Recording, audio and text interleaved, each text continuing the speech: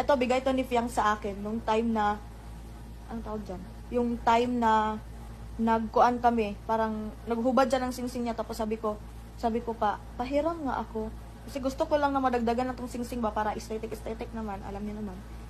So, ayun, pagbigay niya sa akin, ayan, sabi ko, hiramin ko muna. Hindi mo ba susuotin? Sabi niya, hindi. So, yun, pinhiram niya ako. Hiram ko. Tapos,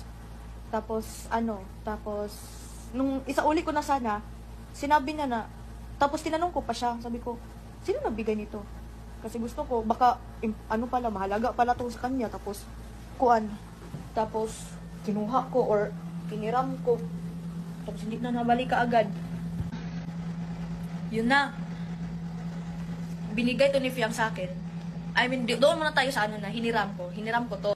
Tapos, inas ko siya na, kanino to? Sabi niya, sa kanya daw, bili niya daw.